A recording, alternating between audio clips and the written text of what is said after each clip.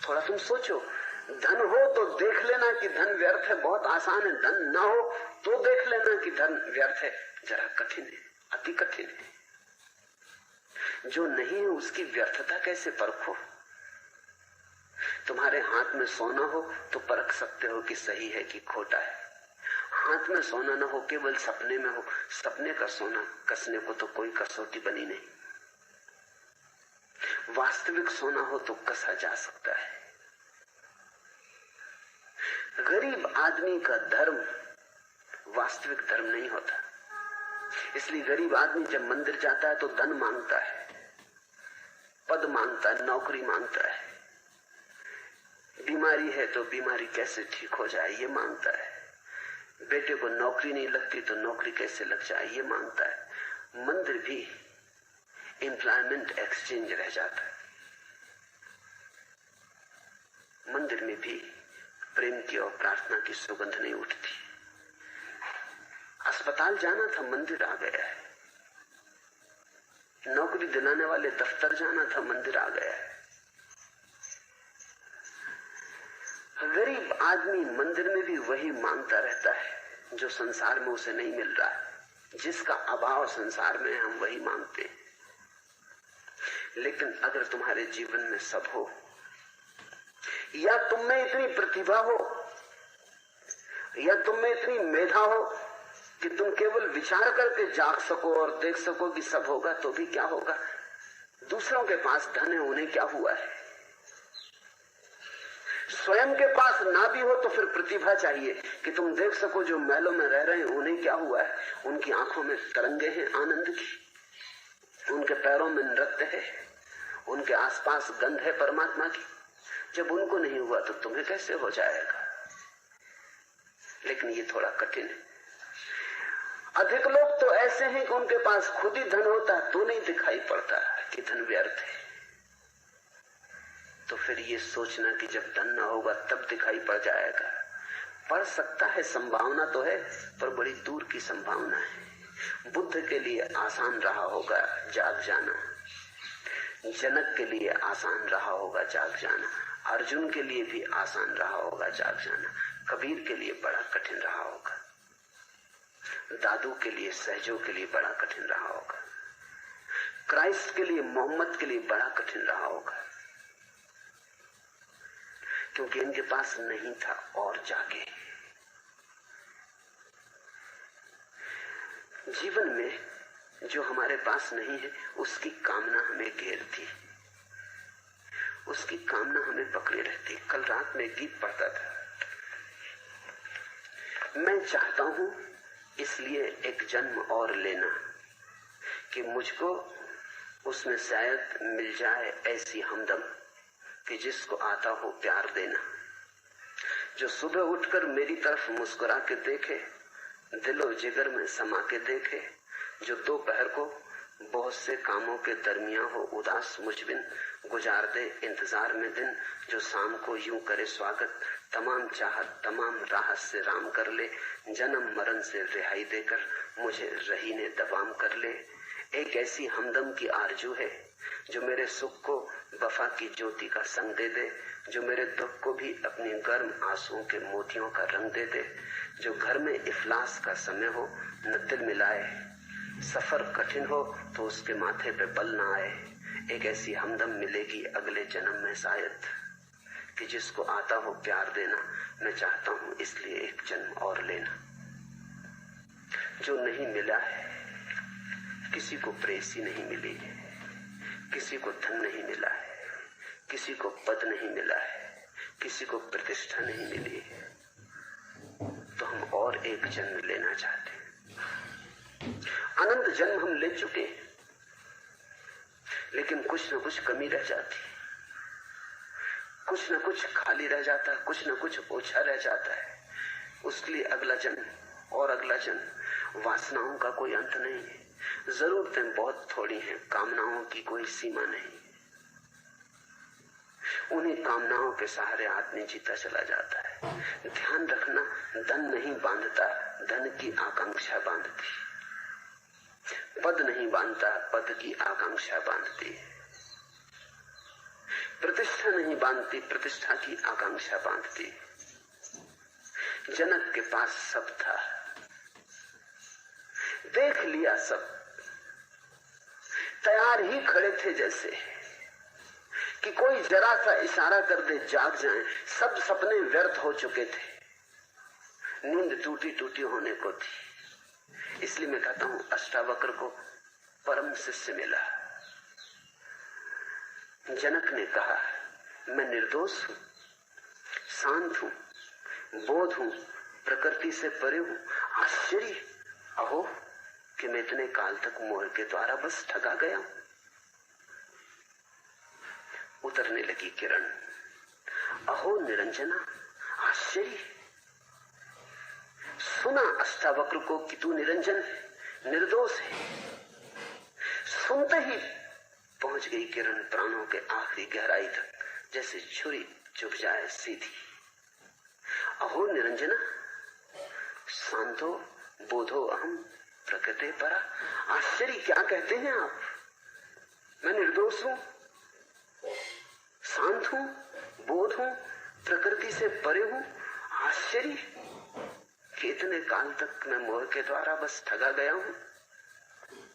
एतावंत महम कालम मोहे नई विडंबिता। चौंक गए जनक। जो सुना वो कभी सुना नहीं था, अष्टावक्र में जो देखा वो कभी देखा नहीं था। न कानों सुना, न आंखों देखा, ऐसा अपूर्व प्रकट हुआ। अष्टावक्र ज्योतिर्मय हो उठे, उनके आभा के मंडल में जनक चकित हो गए।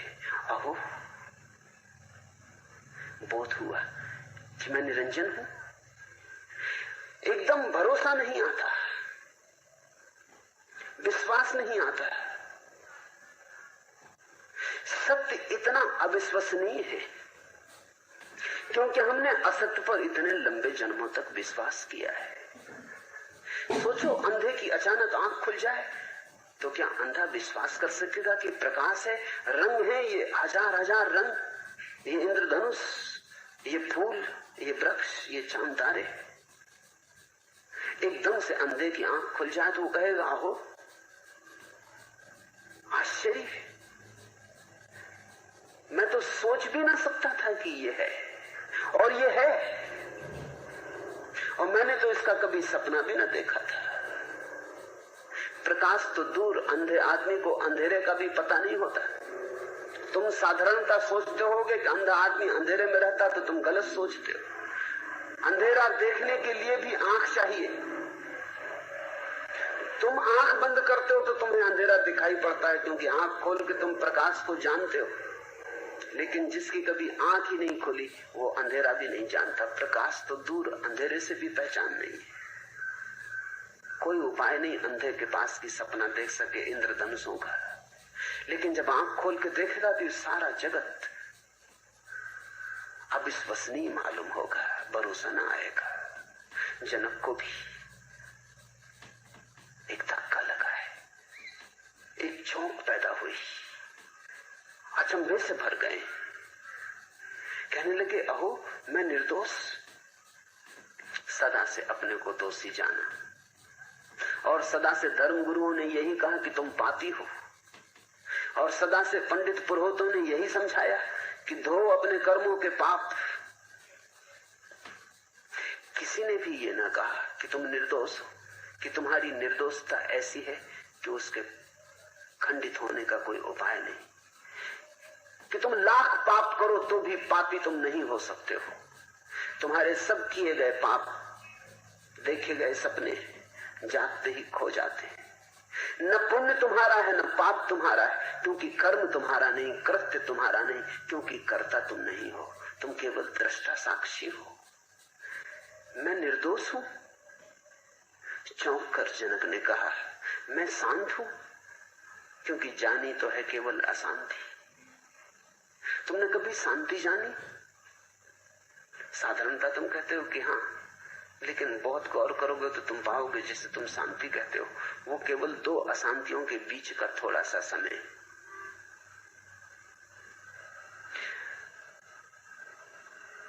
अंग्रेजी में शब्द है कोल्ड वार। वो शब्द बड़ा अच्छा है, ठंडा युद्ध। दो युद्धों के बीच में ठंडा युद्ध चलता है, दो गर्म युद्ध, बीच में ठंडा युद्ध, मगर युद्ध तो जारी रहता है।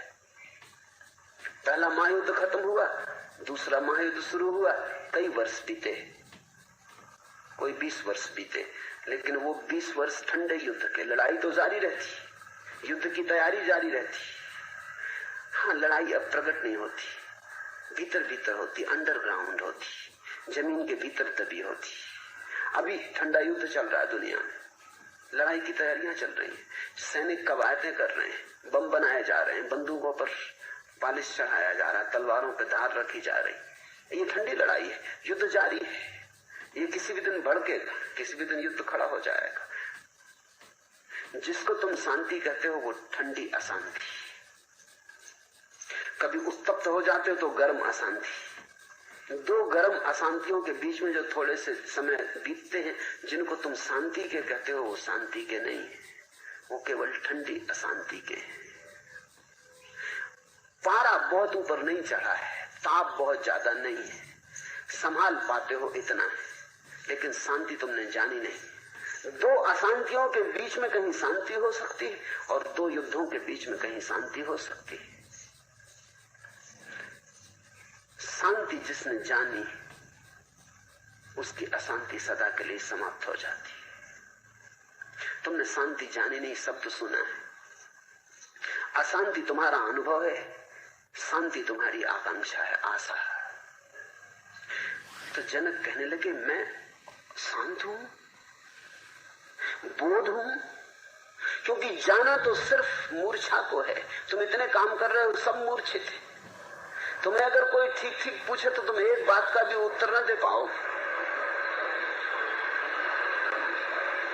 कोई पूछे कि इस स्त्री के प्रेम में क्यों पड़ गए, तो तुम कहोगे पता नहीं, पड़ गए, ऐसा हो गया। ये कोई उत्तर हुआ? प्रेम जैसी बात के लिए ये उत्तर हुआ कि हो गया, बस घटना घट गई, पहली दृष्टि में ही प्रेम हो गया, देखते ही प्रेम हो गया।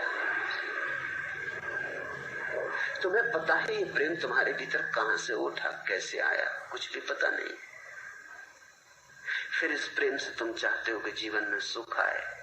इस प्रेम का ही तुम्हें पता नहीं कहां से आता है, किस अचेतन के तल से उठता है, कहां इसका बीज है, कहां से अंकुरित होता है। फिर तुम कहते हो इस प्रेम से जीवन में सुख मिले। सुख नहीं मिलता, दुख मिलता है, कलह मिलती है, वैमनस्य मिलता है, ईर्षा जलन मिलती। तो तुम तड़फते हो, तुम कहते हो ये क्या हुआ, ये प्रेम सब धोखा निकला, पहले ही से मूर्छा थी। तुम दौड़े जा रहे हो, धन कमाना है। तुमसे कोई पूछे किस लिए, शायद तुम कुछ छोटे मोटे उत्तर दे सको। तुम कहोगे बिना धन के कैसे जिएंगे, लेकिन ऐसे लोग हैं जिनके पास जीने के लिए काफी है, वो भी दौड़े जा रहे हैं। और तुम भी पक्का मानना, जिस दिन इतना कमा लोगे कि रुक सकते हो, फिर भी रुक ना सकोगे, फिर भी तुम दौड़े जाओगे। एंड्रू कार्नेगी मरा तो 10 अरब रुपए छोड़ के मरा, लेकिन मरते वक्त भी कमा रहा था। मरने के 2 दिन पहले उसके सेक्रेटरी ने पूछा कि आप तो तृप्त होंगे, 10 अरब रुपए। उसने